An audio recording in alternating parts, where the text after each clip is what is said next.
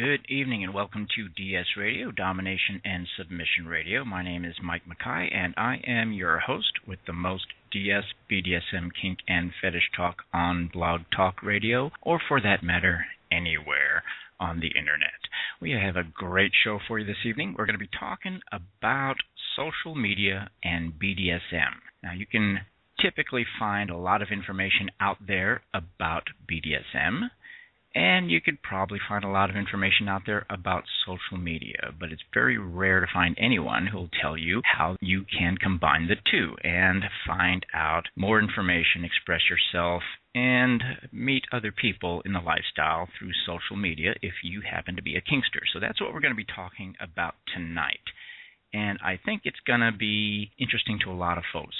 No doubt many of you are listening this evening because you heard about this show on social media. Some of you have even gone so far as to find out a little bit more about me, read my book, maybe even meet me in real life as a result of social media. So definitely social media can accomplish things for you and help you to learn more about this lifestyle if properly used. So that's what we're going to be talking tonight. But first, let me tell you how you can be a part of this show if you desire. You can definitely call in and voice your opinion or ask a question or just rant and rave with me over the telephone. If you want to do that, the number is 347-857-1862. Again, 347-857-1862. One of these days I'm going to get a toll-free number, but I've got to have enough of you people calling in order to justify that. So call in and give me a good reason to get a toll-free number so you can call in for free next time. I've also tried to get that number to spell something, but no luck there. All right, so another way that you can participate in the show is check out our website. The website is domination-submission.com. domination-submission.com, and if you want to contact me, your host with the most, then click on the contact link there, and that will allow you to send an email directly to my inbox. How about that?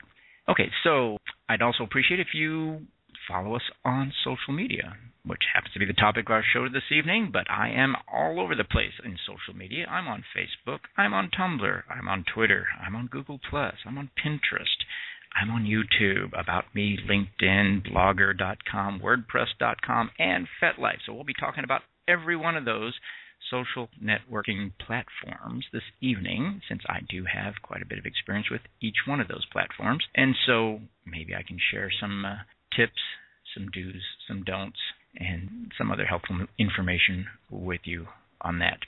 Normally I have my co-host Little Red with me in the virtual studio.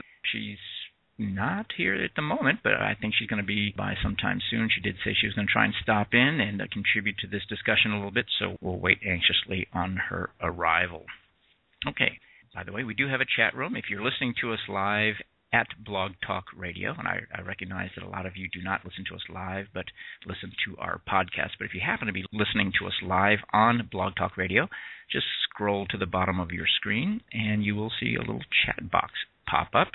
If you are registered with a free account at Blog Talk Radio, that means you can talk in our chat room. So that's a great way for you to ask your questions and make your comments without having to hear your own voice on the radio, which can be a traumatic experience for some of us the first time. So we do have a comment in the chat room, and that was a comment by Master Ruru, a friend of mine, who says, don't forget IMVU. And there are many chat programs out there that we're probably not going to talk about this evening because they're not really considered social media in the strictest sense of the word that we're going to be using this evening. But of course there are programs like IMVU Chat and Second Life where you can interact with a whole lot of people and discover really an entirely separate online community of kinksters. So check that out if you're interested. And Anna, another person in our chat room, says that IMVU is probably a good example of bad stuff that can happen in social media, and she's probably got a point there. Chat rooms like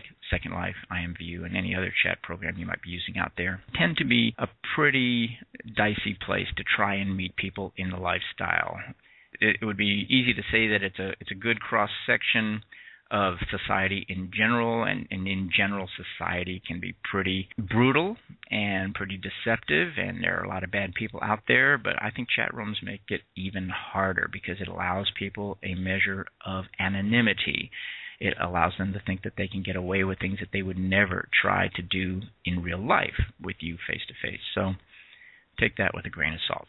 All right, so we are going to be talking tonight about these social networking sites and looking at them through the lens of someone who is wanting to learn more about the BDSM lifestyle or meet other people in the lifestyle or simply express themselves out there in a way that they might not be able to do at home with their families or with their friends or their coworkers. Obviously, this lifestyle has its drawbacks, and one of those drawbacks is that it's not well accepted by the general population. And so this is not something that we tend to advertise to our casual acquaintances, our coworkers, our friends, and that sort of thing. So what does that leave us? That leaves us with the internet. It leaves us with making contact with our local BDSM munch groups maybe, and it definitely leaves us trying to figure out what types of social media we can use to express ourselves and meet people and learn something. So we're going to be talking about that. So let's talk first about some of the pros and cons of the one that I'm guessing most of you use, at least the greatest majority of Americans use, and that is Facebook. Facebook definitely has its pros and cons, not the least of which is that most people in the United States can be expected to have a Facebook account. If you meet someone on the street and that person is computer literate and is on the internet, you can pretty much bet that that person is going to be on Facebook. You probably have about a 75% chance there. And that's pretty darn good considering some of the other networks that we're going to be talking about. But let's say you want to express yourself as a kinkster on Facebook. How well is that going to work for you? What are the pros and cons involved in being a BDSM aficionado, a kinkster, a fetish person on Facebook? Well, let's start with some of the pros. It's relatively easy to use. You can be almost computer illiterate and use Facebook. God knows a lot of the people on there are and do. It's easy. It's very visual. It's a great place to share photographs and not just of yourself, but of things that you find interesting and visually stimulating. It's a great platform for text chat. It does have an option for audio and video chat on Facebook. You do have to download a little add-on that allows that. You can control what people see or don't see in your timeline. And there are many, many groups and pages on Facebook specifically devoted to very narrow interests sometimes, and sometimes very wide interests. But if you just happen to be somebody who is incredibly turned on by one-legged hopping Nazi dwarfs who are naked and tattooed on one butt cheek, you could probably find a Facebook group devoted just to that. So that in itself is a pretty good thing. It's a multi-platform network, so you don't necessarily have to be on a PC. You could be on a Mac. You could be on your smartphone. You could be on a tablet. You could be using any number of types of technology that make it attractive to a wide cross-section of people. As Kaylee in our chat room mentions, it is free. That's a big plus, although who knows how long that will be the case. There are lots of opportunities to spend money on Facebook, but you don't need to, and you probably shouldn't if you have any sense whatsoever. So those are kind of the pros of using Facebook to express yourself as a kinkster. You can pretty much bet that almost everybody's going to be there. Now, that in itself is also one of the cons, because you don't want everyone to know about your kink life. And everyone's on Facebook, and that includes your mother, your mother-in-law, your father, father-in-law, brothers and sisters, your co-workers, your boss, your potential boyfriend. Everybody is on Facebook. And I'm not sure about you, but I don't want everybody knowing about my sex life, my kinks, and my preferences when it comes to kink. So this is a big negative as well as a big positive. Everyone is there. Now, Facebook is also kind of a modern-day gossip fence. You can't believe everything you see on Facebook, and in fact, you definitely should take it all with a huge grain of salt. There's a great deal of not just gossip, but outright fabrications that you'll find there. There's a lot of predation out there, people trolling Facebook, looking for vulnerable, naive, or misinformed people about the lifestyle. There is a huge potential for people being deceptive on Facebook. A lot of the males that list themselves as males are actually females. Some of the females are actually males. The older people are young. The younger people are old. They did a study, and I quoted this study in my book, which, if you don't know by now, is Domination Submission, the BDSM Relationship Handbook. But in the online dating section of my book, I quoted a study that said that over 80% of online profiles contained a significant amount of deception. So take that for what it's worth. Sometimes that deception is malicious. Sometimes that deception is simply designed to protect us from all those bad people out there. And I would be lying if I told you that everything I put in my profile had to be 100% honest. It isn't. And that's because I don't need strange people showing up on my front doorstep or calling me at 3 in the morning. So, and I'm sure you don't either. So there are sometimes very good reasons for being less than 100% honest in your online profiles, but there are also some bad reasons, some dangerous reasons for that as well. And so be very, very careful about believing everything you see on a person's profile or what they tell you online, particularly in Facebook. Facebook is probably the one social media platform that has the absolute most fraud, deception, spamming, hacking, and predation. And I wouldn't throw that kind of a fact out there lightly. This is something that I've just seen. I'm sure you've seen some of it out there as well. And it's probably more common on Facebook than anywhere that you can talk to people online. All right, so let's talk about some of the other drawbacks to using Facebook if you're a kinkster and you want to learn more about the lifestyle and you want to meet other people in the lifestyle and express yourself in the lifestyle. One bad thing about Facebook, and this is kind of related to what we just got done talking about, is that you really can't believe what you see there. I mean, there are going to be people who just make up their own facts, their own rules, their own protocols for the lifestyle, and you really cannot assume that they have any credibility in the lifestyle.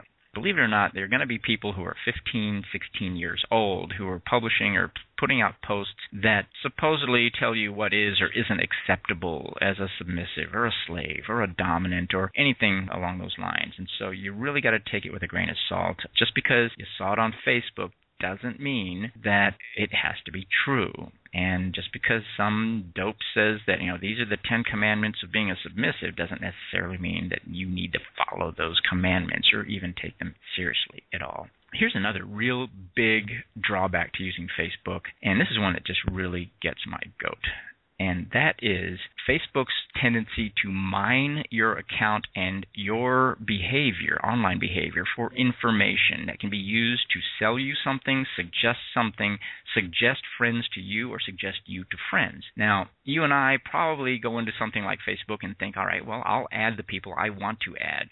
Well, unfortunately, what Facebook does is it checks all of the things that you publish, all of the things that you have listed, your likes, your dislikes. Sometimes it even goes into your computer and looks at your address book on your computer and then takes the people in your address book and then suggests you as a friend to those people. Now, here's where it gets really stupid. You might have created a Facebook account under an assumed name. You might call yourself the dommiest dom in the world or something as your username on Facebook, and you might have a picture of yourself there thinking that, well, nobody I know is going to see this. But what Facebook does is it goes into your address book, pulls out all those addresses, and then finds those people on Facebook and then suggests you, your account, to them as a friend. Well, the name might not be familiar, but guess what? The picture is, and suddenly you're outed.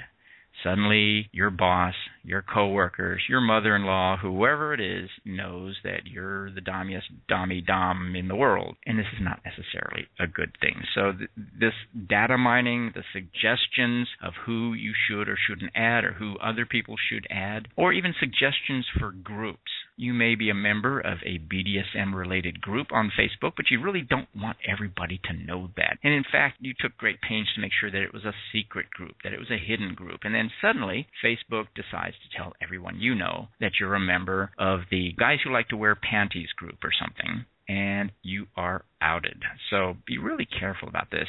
I actually have a good friend on Facebook who was outed exactly like this. She is a member of some BDSM-related groups, but she's also a member of some youth groups, and Facebook thought it was appropriate to suggest to all of those young people still in high school that they should maybe join a BDSM group just because their friend was a member. So be careful about that. And they will do it. Just know that they will do it. And my suggestion, if you're on Facebook and you're a kinkster, is to have two completely separate accounts, and never the twain shall meet. Keep them 100% separate. Don't get them mixed up. Don't forget which one you're using. I see that an awful lot too, so be careful. Facebook also has some pretty draconian rules, one of which is that you're supposed to use your real name. If Facebook suspects you're using an alias, they will shut your account down. Luckily, they're not really aggressive about that, but all it takes is somebody who you happen to rub the wrong way, who's irritated with you that day. All they have to do is tell Facebook that you're using a fake name, and boom, your account is gone. The other thing is, if you happen to be using a real name, is that there are people on Facebook who will steal it. Not only steal your name, but they will steal all your pictures too, and continue using Facebook as you. I've seen it. I've seen it happen a lot of times. And these people, believe it or not, do not believe that they're doing anything wrong. They consider it a form of role play, even though they're using your real face and your real name. Personally, I think these people need to burn in hell, but there are a hell of a lot of them out there, and you need to keep an eye out for them and be very cognizant that your pictures can be stolen by anybody and recycled and used. There are people out there who get their jollies doing that, so be really, really careful. Speaking of being really, really careful, we've got an Amazon redhead, subby, switchy kind of person in the studio, and you always got to watch your step around her, and I'm talking about Little Red. How you doing, Red? I am doing fan-freaking-tastic. Got anything to add to the pros and cons of using Facebook if you're a kinkster? I know you're really active on Facebook, but you kind of keep your kink out of it. Tell the folks how you do that. Well, I watch what I repost, obviously, because my family knows what I am. My family knows who I am. But some of my friends don't really understand, so I use some of the privacy settings to where it's not supposed to show back up. I'm supposed to see it in my feeds, but not necessarily every one of my friends are supposed to see it. Mm-hmm. There's some cool stuff. I like picking up some memes off of, like, the Daddy Dom. They have some cool little memes and stuff like that. But for the majority of it, it's at your discretion. I mean, if you want to keep it totally separate, then make a separate account. And don't ever link yourself to it.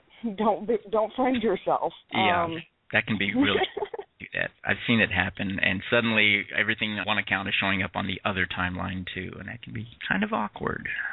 But for me, I mean, everybody kind of knows for the majority of it. Whether they appreciate it or not, that's on them. But for me, everybody pretty much knows about me. But I don't go, oh, my God, I went to this great party last night and I got my butt spanked. No, I don't post that crap on my Facebook. I do that on my FetLife account. I don't post that on Facebook because my mom would go, good, maybe they knocked some sense into you. And then it would just start from there. Mm-hmm. Well, so Facebook is probably a mixed blessing for kinksters. And, again, with all the pros and cons, I mean, there are lots of things to like about Facebook, but then there are an awful lot of things not to like about Facebook. And I got to tell you, sometimes I just absolutely despise Facebook, but it has its uses. So just be careful when you're using Facebook and keep your kink life and your vanilla life separate.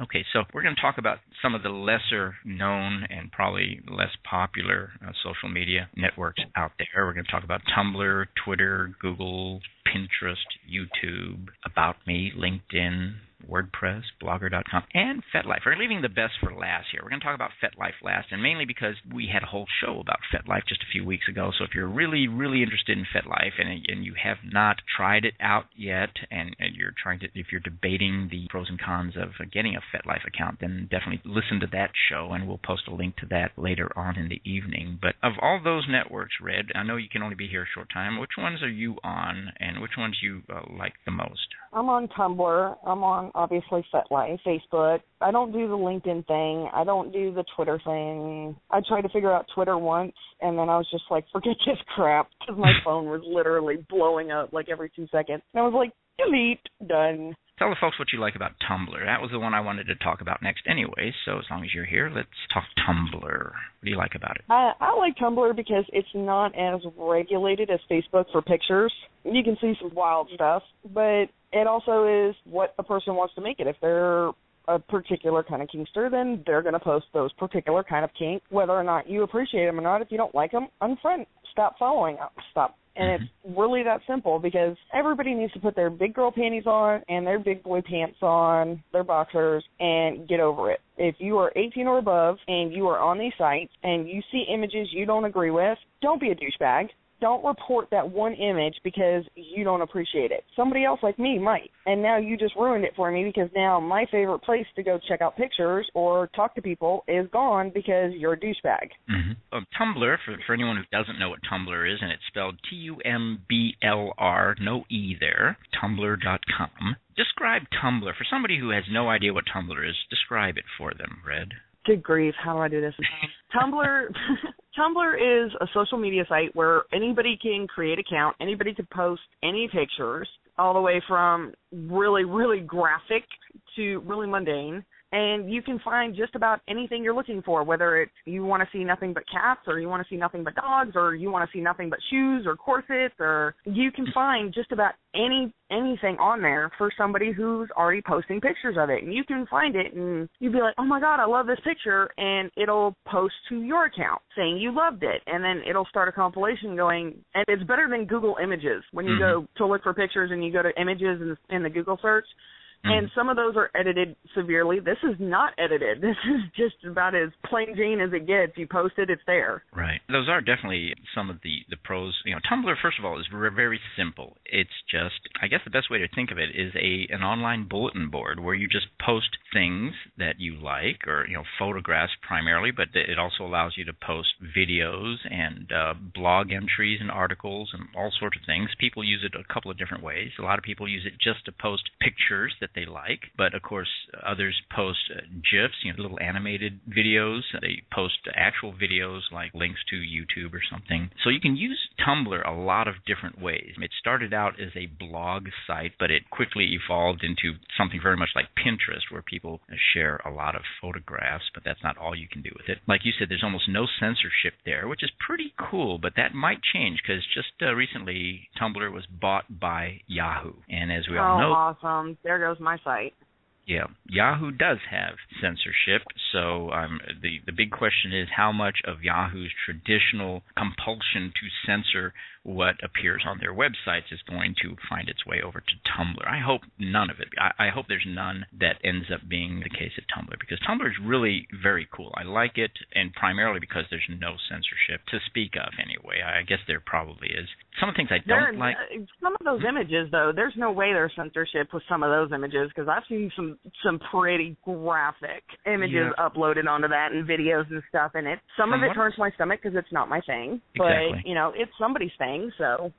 I think there is some censorship on Tumblr, but it's primarily geared towards hate speech and violence and that sort of thing. So yeah. Another drawback to Tumblr is it's just really not that well known out there. So if you meet a kinkster and you want to find them on social media, where you might have about a 75% chance of finding that person on Facebook, you probably have about a 20% chance of finding them on Tumblr. So that's one drawback. It's very limited in how you can communicate directly with people. I mean, it's more of a posting things on a bulletin board kind of a communication. There are some options for asking people questions or making comments on a post or leaving an anonymous comment, that sort of thing, but it's kind of clunky. I'm not real fond of it in that respect. But there's no private messaging back and forth. Yeah. It's very hard to do. Actually, there is, but it's very clunky. And again, it's not used primarily for that, and so there are a lot of people on Tumblr who don't even know that option is there. And so you could send someone a private message, and it might take them weeks to respond to you because they're thinking, you know, I didn't know this option existed on Tumblr, because that's not what people use it for. So just kind of keep that in mind. I guess of the 15 social networks that I use, I do think that Facebook and Tumblr are probably the most versatile and probably the most useful for people in this lifestyle. And I got to tell you, there are really great graphics and some great videos to be found on Tumblr if you are into BDSM, kink, bondage, fetish, whatever. You're going to find whatever you're looking for, you're going to find it on Tumblr. The thing you got to remember is you got to become proficient at using hashtags, because that's how you find things on Tumblr, is by using hashtags. And, oh, by the way, if you're going to be posting things on Tumblr, use hashtags. That way people can find it also. So those are, and if you don't know what a hashtag is, look it up. We don't have time to... And you know what? That just made my day. You know, when I get to hear you giggle, that's a good day when we get to hear Little Red. So we're going to take my favorite is FetLife, obviously, because I'm on that. It's mine too for this. But you know, there's a whole another world outside of FetLife, and I think we probably need to pay a little attention to how people are trying to express themselves in this lifestyle, and sometimes wrongly in this lifestyle on certain social networks. I mean, let's face it. If you're really into the visual side of BDSM, you're not going to be happy with Facebook, because you will get shut down in a heartbeat real quick for posting some of that stuff. So before we go to a break, I'm going to declare this Spanking Thursday, and we're going to play a little clip of the Secretary, and then we'll go to a musical break. So this is from the Secretary. I love the Secretary. I do too, and this is my favorite scene in that movie. This is again. Dear Mr. Garvey, I am grateful to you for referring me to your case. The subject of animal captivity has been of interest to me.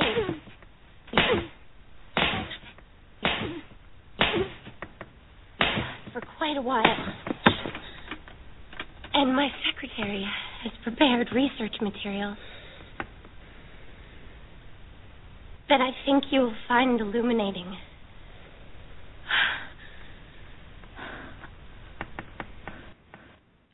God, I love that scene. All right, well, you are listening to Domination and Submission Radio. This is Mike Makai, and my co-host is Little Red, and we'll be back in about 2 minutes.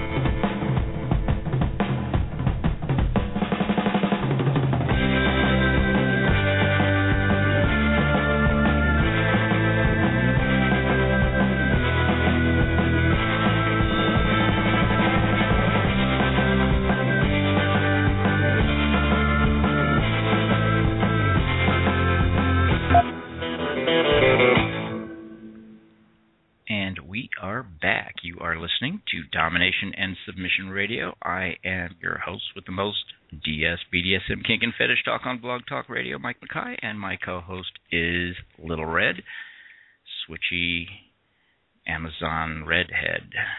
So, Red, what will you do now that I've declared this day? What did I declare it? International Spanking Day or something? You said Spanking Thursdays. Okay, well, no, it's bigger than that. It's International Spanking Day. So what are you going to do to celebrate? Me? I'm going to have coffee, and then I'm going to go to bed. This is not...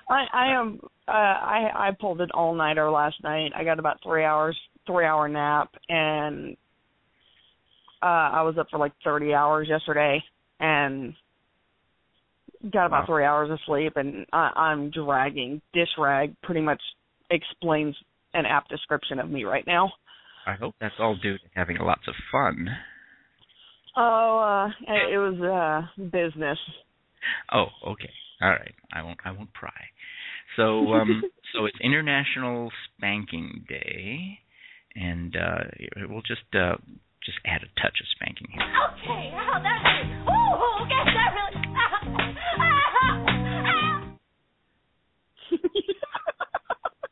That just never gets old, you know? It just never... Oh, my God. I should... On that note, you know, I'm going to go sidebar here because I can, and it's me. Out last night doing what I had to do, and there was this really, really hot chick. Oh, my God. She was one of those tiny little bendy ones, and I was like, ooh, I want to put it on a spanking bench and make it cry. And the person I was with absolutely died laughing. I would have paid to be there. Tiny little bendy ones, huh? Okay. Anyway, we're talking tonight about social media and BDSM and all the different ways that we can make friends, learn something about the lifestyle, and express ourselves as kinksters in social media. And we have talked so far about Facebook and Tumblr. Next, we're going to talk about Twitter. I know Twitter's your favorite, right, Red?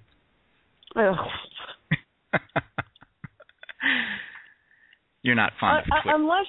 Unless you are, you know, promoting like your book or, you know, a radio show or a blog or something like that, and, you know, people are actually paying attention and want to know what's going on in your life.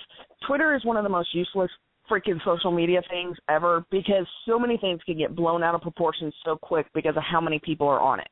And they retweet and retweet and retweet, and then all of a sudden it's everywhere. And parts of it are taken out of context because they'll take one tweet, but they won't take the rest of the tweets of the conversation. Mm-hmm. Yeah, if you're going to have a conversation, Twitter is not the place to do it, all right? Twitter, for anyone who's never used Twitter, is primarily a great media. It's a great medium for announcements. If you don't know this by now, Twitter limits you to a 140-character message. So whatever you got to say, it's got to be said basically in 140 characters, or roughly one sentence. That can become problematic if you have a complex discussion that you want to have, or an abstract idea that you want to express. It's really, really tough to do in one sentence. So if you have an announcement like DS Radio is starting in 10 minutes, Twitter works great. If you're trying to discuss the God particle theory of physics, Twitter has its limitations. So some of the things I like about Twitter is that it's great for keeping up with the news. It's the ultimate news ticker. If you want to, honestly, I used to use, before I became a celebrated author, I used Twitter just to keep up with the news and politics and events, world events and that sort of thing, because whatever happens in the world, you can bet that it's going to be on Twitter first before it's even on the news. So when I hear that, somebody has been shot and killed, or that a plane has crashed into a building, or that a bomb went off in France or whatever, I don't tune into the news. I go straight to Twitter because that's where it will be first. And you will get the most up-to-date. Believe it or not, those dorks on the news, half the time they're getting their information, yes, from Twitter. So, and you see them do it sometimes. They'll actually start reading tweets on the news live on the air because they don't have any other way of getting this information, but someone somewhere knows something, and they'll tweet it before the news organizations get it. So if you're kind of a news junkie like I am, Twitter is awesome for that. It's very fast. It will tell you what's trending. I mean, if Justin Bieber is popular today for some dopey reason, Twitter will let you know that. So it's also a great way for just staying in touch with people. If you met somebody somewhere and you just want to stay in touch, you don't want to have long drawn out philosophical discussions with them. You just want to stay in touch. Then Twitter is great for that as well. And it does allow you to post pictures, although I don't believe they are censored. I do think that there are some limitations on what they'll let you post. And it also is good for short videos that are produced like with your Vine application on your smartphone. Those little 60-second looping videos are really good. You can also post links to YouTube videos for what that's worth. YouTube is pretty useless to the BDSM crowd, but you never know. I mean, you might find some use for that. The things we don't like, or I don't like about Twitter, of course, is that 140-character limit. And direct communication with anybody is really a pain in the ass. And, of course, you know that, right, Red? I mean, you really despise Twitter, don't you? It is one of the most useless things in my world ever. I mean, if I want to know something, my phone will update me on the news. It'll update me on what's trending because I have one of those news apps that updates me on freaking everything. I have a sports app so I can follow all my teams for football, baseball, soccer, NHL, all of it. And Twitter to me is just, it's useless in my world because I don't care what Justin Bieber ate. I don't care that Kim Kardashian was in this. I don't care. I don't care. Mm-hmm. I know what you care about, Red. Okay, oh, that's oh, that really Am I right? Yes, yes, I do. Thoroughly and daily. I know you got lots of things planned for the evening, so I'm going to let you go, but thank you very much for calling in. I always love having you in the virtual studio. Everything has been so hectic these last couple of weeks. Oh, my God. We still got to go do Pancake Day. Absolutely. IHOP. Yes. Let me know when. All right. Take care, Red. Thanks. Bye, guys. Okay, so that was Switchy Amazon Redhead, Little Red. Her favorite and my favorite fetish-related social networking platform is FetLife. If you want to look her up on FetLife, she's Little Red Wolf. So just dig through my friends list and find her if you can't find her any other way. All right, so let's talk about Google+. Google+. Not my favorite social networking platform. As you can tell, I'm kind of going in reverse preferential order. So we started out with some of the most effective and most common and most useful ones, like Facebook and Tumblr and Twitter. But now we're kind of getting into the weeds here. Google+. If you are a kinkster, there are a few things to like about Google+. One of them is there are lots and lots and lots of people using Google in one fashion or another. Now, they're not all on Google+. This is the interesting thing. People with Google accounts don't necessarily have Google+ accounts, but Google's constantly harassing them to start one, and who knows? They may be successful at it at some point. If you have a friend in the lifestyle, there's probably about a 10 to 15% chance that they have a Google+ account. So it's not widely used by people, but by the people who do use it, it's used quite effectively sometimes. One of the nice things about Google is they do have the circles, which are kind of interest groups where you can kind of separate the people you know into different circles of influence or whatever. So you can say this is one circle made up of entirely my friends. This is another circle of family members. These are all of my kinky friends. And so that's a good thing.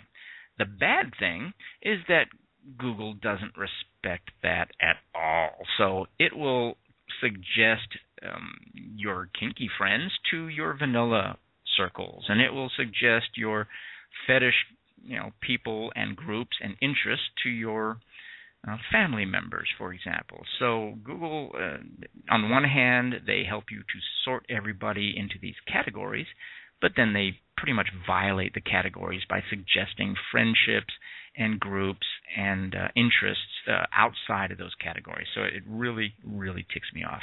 Now, something else that I don't like about Google, and this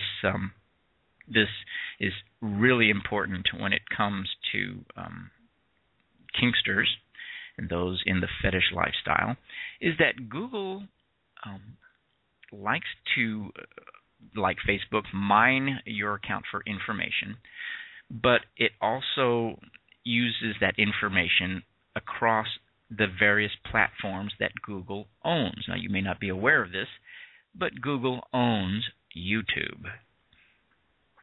Google also owns Blogger.com. So let's say you use Google Plus to keep track of and stay in contact with all of your other kinkster friends. Believe it or not, you may have a YouTube account or a Blogger.com account that is completely vanilla, has nothing to do with that. Google doesn't care.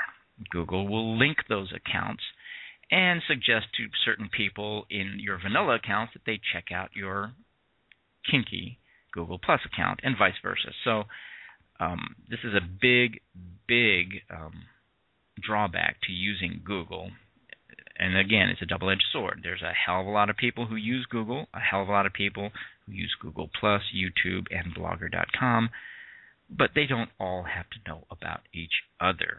So don't forget that. When you are setting things up in Google, do try your best to keep the stuff separate. If you can avoid it, don't let Google know that you have an account in YouTube and Google, because it will automatically try to link those accounts for you. And trust me on this one. Once they do, it's really, really hard to unlink those accounts. So take it from somebody who spent weeks trying to unlink my YouTube account from my Google Plus account. Very, very difficult. One other thing that every kinkster probably needs to know about Google Plus is that they are very big on censorship, very big on censorship. So if you try to post anything that is even moderately kinky or by their standards obscene, they will block your attempt to do that. So, and they won't necessarily shut your account down, but they will make it very hard for you to post anything even remotely kinky or sexy on Google Plus. So if I were going to make a recommendation regarding Google Plus to my fellow kinksters out there, it would be don't use Google Plus for that purpose. And along those same lines, let's talk about Pinterest. Pinterest is probably the worst place for you to express your fetish nature, your kinky interest, and I don't know why people continue to try to do it, because the moment, and I've seen people do this, and people close to me who have spent weeks and months building beautiful boards on Pinterest of some of the most interesting and provocative and visually appealing BDSM-related photographs and that sort of thing on Pinterest, and all it takes is one person to report it, and it's taken down instantly. No questions asked. There's not even a hearing or anything. All it takes is one complaint, and it comes down. So I've seen this happen again and again and again. So, again, if I'm going to make a recommendation to my kinkster friends out there who want to express their kinky natures on the Internet, my recommendation to you would be don't use Pinterest to do it. Pinterest is great for a lot of things. I have a couple Pinterest boards myself. One of them is a Mike Mrs. Hawaii board. One of them is a board where I get to post pretty pictures of koi and fish ponds and water gardening, and I definitely like to post photographs of sailboats and sunsets and things like that. But, I keep my kink photographs pretty much on Tumblr because they're tolerated there. They are not tolerated on Pinterest. So, and of course, the other thing is that Pinterest just isn't as well trafficked as a platform like Twitter or Facebook, or for that matter, even Google+. So you will have limited opportunities to share your kinky interests, and no matter how much effort you put into it, it's going to get shut down. Absolutely going to get shut down eventually, as soon as somebody notices it. And of course, that's the whole idea, right? Nobody posts things online if they don't want anyone to notice it. So this is two sides of that coin. The more people who notice what you post, the greater the probability that your Pinterest board is going to get shut down. So put your sexy photographs someplace else. I suggest Tumblr. Now, we did mention YouTube. Now, most of us don't think of YouTube as a social networking site or platform, but it is. And a lot of people use it for just those purposes. It's not just for posting videos, but sometimes it's for posting videos and commenting on videos and having conversations about videos and favoriting and promoting videos and promoting ideas and books and radio shows and whatever else you have going on. So YouTube is really good in those terms, but it is really bad if your interest happens to be BDSM. YouTube takes a very low opinion of BDSM in general. I'm really surprised, to be perfectly honest with you, that they tolerate DS radio episodes being posted there. We'll see how long that lasts. But for the time being, you can listen to DS radio on YouTube just as easily as you can on Blog Talk Radio. And I encourage you to do that. But just don't post anything with nudity or kink in terms of videos, because they will delete it and delete your account as well. So some of the other minor social networking sites out there that may or may not be of use to you as a kinkster are Vine.co. Vine is very interesting. It allows you to take short videos, usually with your smartphone, and post them, and it can't be any longer than 60 seconds. And what Vine does is automatically loop that video, so it's just a constant loop of whatever 60 seconds of video you want to take. It's great for a video version of a selfie, for example, and it's great for just posting little awkward or funny moments. It's really bad for posting anything BDSM related or sex or kink related, so don't even try. They will delete that content almost instantly. So the thing to remember about Vine is that it's primarily a smartphone application. You can just download the app on your phone and use it that way. If you want to look it up online, it's vine.co, not C-O-M, not vine.com, but vine.co. So check it out. It's kind of cool. Another social networking site that's primarily visual that a lot of people are using is Instagram. And as far as I can tell, there's no censorship on Instagram. So there are a lot of people using Instagram to post not only your vanilla selfies, but some very sexual related content, kink related, lots of nudity, lots of sex on Instagram. It's primarily for snapshots, so check it out. Most people use it. You can only really use Instagram on your smartphone. You can look at it on, you can actually do some of your administrative stuff related to your account on Instagram on the computer, but Instagram is almost 99% a smartphone application. So if you don't have a smartphone, don't even bother. So let's see, what else what other social networking sites can we talk about? We probably should mention a few that you definitely do not want to use in any way, shape, or form, in any format related to your kink life. And I would say one of those is LinkedIn.com. It's primarily a business-related social networking site. Don't even bother trying to put any of your kink-related stuff there. It will backfire badly. One that I've been pretty impressed with recently is About Me. It's about.me. Check it out, about.me. It allows you to build a profile where you can kind of link to all of your other profiles everywhere else. So check that out. It's kind of cool. I'm not sure how useful it is in the grand scheme of things, but it's a great concept, and I think it's well executed. I'm not sure that they're going to be very friendly to you posting much in the way of sex or kink-related content, but check it out. You never know. I do want to mention blogging. Some of you don't even really know what blogging is. Blogging is just writing little articles and publishing them on the internet. That's all it really is. And probably the two best sites for that are WordPress.com and Blogger.com. We've mentioned Blogger.com as being owned by Google. WordPress.com is a great platform for blogging about anything, and I think there's really no censorship whatsoever there. So if you want to have a total kink-related blog on WordPress.com, I think they'll let you. I mean, I do have my Domination Submission book website on WordPress.com. I also have the House Makai Poly Family of Choice website on WordPress.com. So obviously they'll tolerate quite a bit.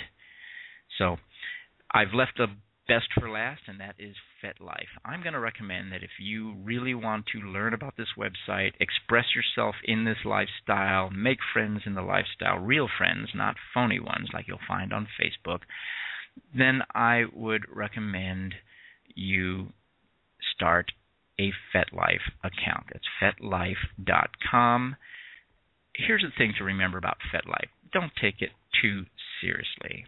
Don't believe that you are under any obligation to respond to anyone for anything there. And you're going to get harassment. You're going to get dopes who send you stupid messages. You're going to get friend requests from people you would normally slide away from on a bus stop bench. Just roll with those punches. Just realize that 90% of everything is crap, and that includes people, and that definitely includes people on FetLife. So take everything with a grain of salt. Don't take it too seriously. Don't feel obligated to respond in any way, much less a polite way. Just ignore the dopes and learn what you can from FetLife. There's a great deal of good information there. A lot of you don't even realize that there's a BDSM glossary on FetLife, like a BDSM dictionary there that you can check out. There are tons of special interest groups that you can learn a lot from and make good friends in. There are anyone in this lifestyle usually has a FetLife account. So if you're looking for somebody to give a presentation, or somebody who's an expert in something, or somebody who runs an organization or is a coordinator for an event, you're going to find them on FetLife. So this is definitely a useful place to be if you use it correctly, and just don't take it too seriously. So again, we did do an entire show on FetLife. Just look back a few weeks on our archives, and you should be able to find it. And that's why we did not devote a whole lot of time to it this evening. So you've been listening to Domination Submission Radio. I've been rambling all night about social media and BDSM. I hope you've learned something from it. I always enjoy spending this hour with you, and I hope you'll be back next week for more DS Radio. Good night.